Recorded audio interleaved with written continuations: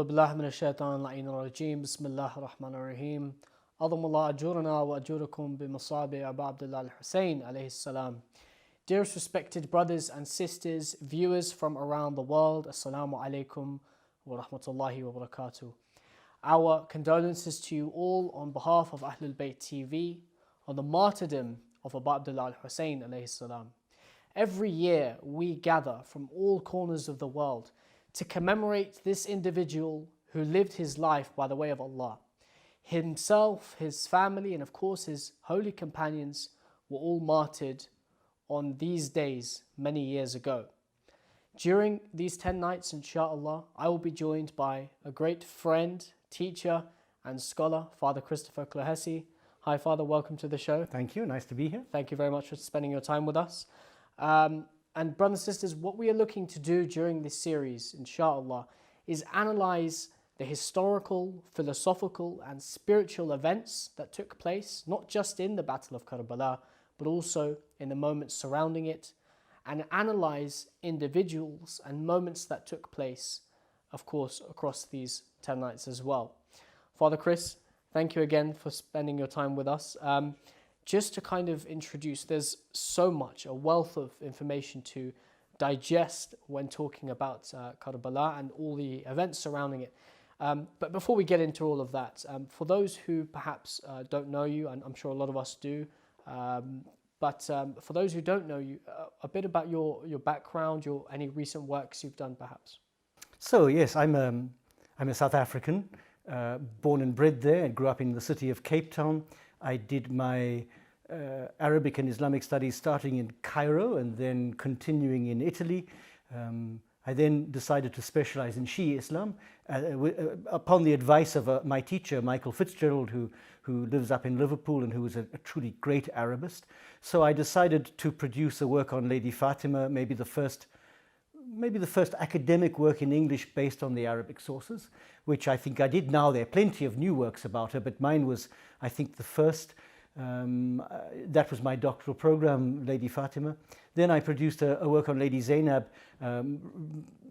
because we thought in my college, which is in Rome, and it's the Pontifical College for Arabic Islamic Studies, we thought, well, we should write about more of the women of Islam. And sure. Having obviously come across Lady Zainab in the life of Lady Fatima, I wrote a book on Lady Zainab, which was popularly received. And I've just published a third work because while I was working on Lady Zainab, I came across some of the very interesting dreams that predicted the death of Al-Hussein, and the dreams that announced his death, and then the dreams that predicted the punishment of those who killed him. So 3 sets of dreams.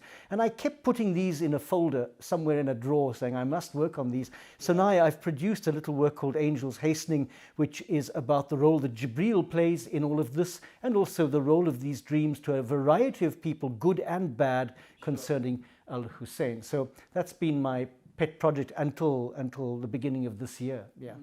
So the name of the most recent book, Angels Hastening, why hastening? It comes from an English translation of a Quranic verse. I can't remember which surah it is. It's a translation by Pickthall, who was the first real English translator, modern English translator. And it is a verse in which he translates as angels hastening, and this is defined as the angels perhaps who hurry before the prophets to prepare the way for the message.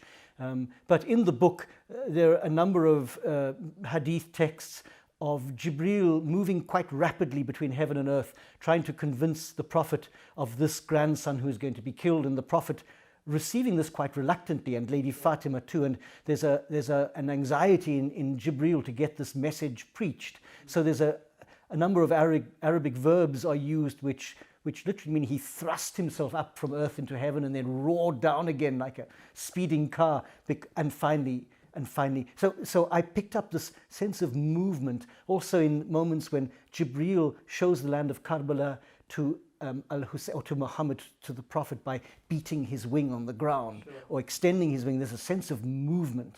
So I decided to use that idea of angels in a hurry to get a message across. Mm-hmm.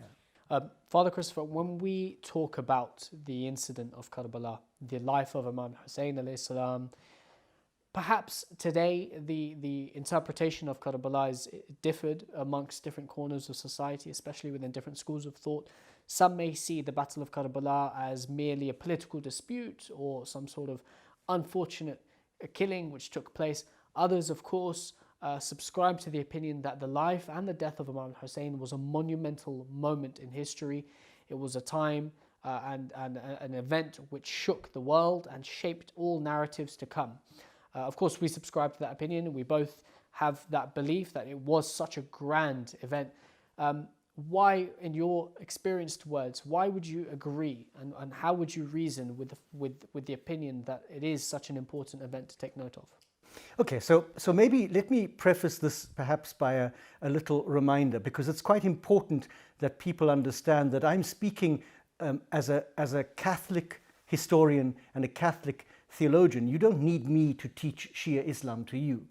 In Shia Islam, I'm just a learner, I'm a beginner, really.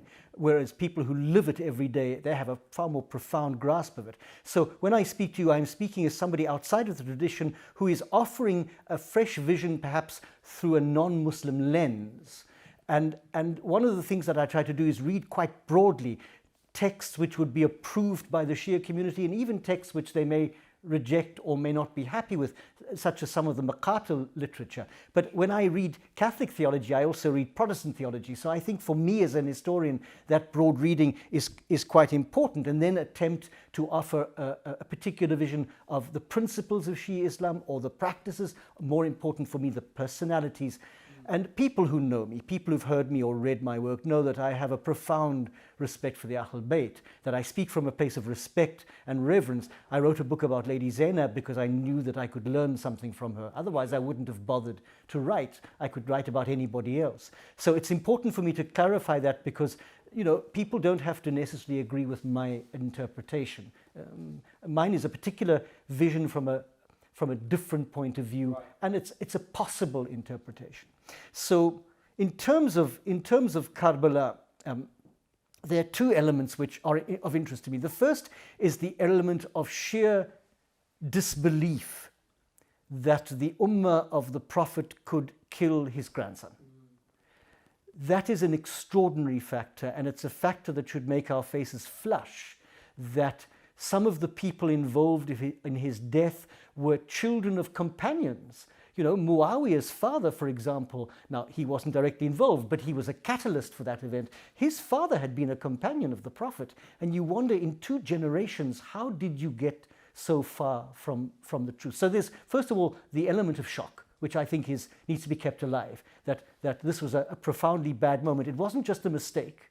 It wasn't just a blip. It was a profoundly disastrous moment, in one sense, for the unity of the ummah, of the community. But on the other hand, you have a second element, and that is this consistent theme that runs through Shia Islam of standing for what is right. Sure. And the standing for what is right is not just aimed at economics or at politics or at the ethics of daily life, at the way people trade and buy. It's also directed at the leader of the House of Islam. And this is an idea that has been present and was present right up to 1979, that the leader of the House of Islam needs to be a person who can practice Islam because he understands the truthful principles of Islam. And therefore, the stand of al-Hussein might be seen by some Western historians as just another political grab for power. He was angry because Yazid had the power, because Muawiyah had betrayed al-Hassan and had not kept to the promises he'd made. Al-Hussein was now getting his political revenge. That's a very minimalistic way of reading, and it denigrates the person of al-Hussein. It denigrates the richness of his character, that this wasn't a political grab for power. Surely, as al-Hussein marched towards Karbala with his tiny group of companions, he knew that this was not going to be a political grab for power.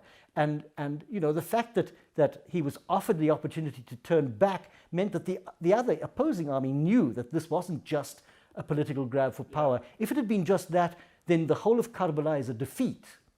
As it stands, Karbala is merely a military defeat, but it's not a spiritual defeat. It's not a theological defeat, because it wasn't a political grab for power. It was a determined, Quranically based stance for truth. Hussein himself quotes Quranic texts and says, how can I do anything else? How can I possibly, when the House of Islam is being led by somebody who is patently unethical and un-Islamic in his principles, how can I step aside? It's interesting that this was before the real firm development of Shia Islamic principles. So the principle of defending what is good, enjoining what is good, and preventing what is evil, that was not yet firmly established. That came later as a theological, but he was already acting on that. That in a sense he was a prefigurement, a prefigurement of a theological principle that was there in essence, but not yet in its full potential. But he was already living that, as was Lady Zainab. So we have to find the middle path. I think that Karbala was everything you said. It was certainly a political act, but it was something else as well. It was a whole lot of things. And that's what makes it unique. It wasn't like the Battle of Britain or the Battle of Waterloo, which may have been highly nationalistic. People were determined to win, but this was something else. This was a battle for the rights of God too. So a lot of the time nowadays we use a lot of the same words to describe Karbala and the life and the message of Muhammad Hussein: timeless, visionary, revolutionary, things like that. In what sense is the story behind Karbala and the incentive that Imam Hussein had, in what sense is that today applicable? And what lessons can the ordinary person who's not ma'soom, who's not infallible, take away from the actions of an infallible? Okay, so let's have a little look at the Greek language, because the answer lies in a Greek word. So what you do in Muharram, for example, is a twofold thing. You mourn and you grieve, and we'll say a few words about that because I think that is absolutely crucial. And those who denigrate that as useless have failed to understand the truth of grief and mourning. But you also learn by your recitations of the stories of Al-Hussein and of Karbala. So you're doing two things. Now, if you want to put those two things into one word, just say remembrance. Sure. Our remembrance is a twofold remembrance. It's a learning remembrance and it's a grief-stricken remembrance. Now, but it's not ordinary remembrance. It's not me remembering the dinner I had at your house and how nice it was. That's a different type of remembrance. No, this is a particular remembrance, and the Greeks had a word for this, and it was anamnesis. And anamnesis means a remembrance that makes the event present again. Sure. Now, this is a different thing. Yeah. You know, so when you grieve for Al-Hussein, when you mourn for his death, when you take action for justice on his behalf, and when you wish that you could have been there with him, your remembrance is not just a longing or a yearning, it is an anamnetic remembrance. In other words, you are making Karbala present and saying, I am doing this act of justice as though I were at Karbala, because at Karbala I would have stood for justice as well. Now, this is quite important because there are plenty of things that we remember, even in our spirituality. We remember famous people. I remember Salama, for example. I remember Lady Zainab, and I think, wow, these were great people. But that's not an anamnetic remembrance. In two religious families, in Shia faith and in Catholic faith, there is a particular, let's say, liturgical action that makes a past event present. And Muharram does that. It's not just thinking back, it's actually being present at Karbala. And that's how it's timeless.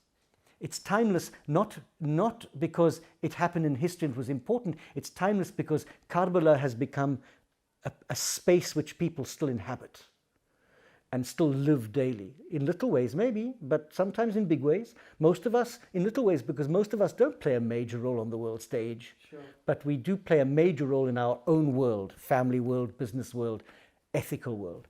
And therefore, in a sense, all of us are inhabiting this space called Karbala, and that's what makes it timeless. I think I used a phrase in the book on Zainab that Karbala is like God's pencil. God is an artist who sketches this space and invites people to live their lives in that space. It's a place of discomfort, but the places of discomfort are the best places to live. You don't want to live in a place of comfort, because then you can no longer remember. Places of discomfort are the best places to serve and to be useful and to remember. So that's the timelessness. For me, that's the timelessness of Karbala. The two prongs of remembrance, which you mentioned, educational and the grief-stricken remembrance, perhaps allows us today to refresh the reason why we commemorate the 10 days of Muharram and beyond year round as well. And maybe to those who mourn Imam al-Hussein and try to apply his lessons in day-to-day life, it gives us a fresh perspective, like you're saying, on what we can do to better remember him. You mentioned an interesting point about grief and why grief is so important, so relevant.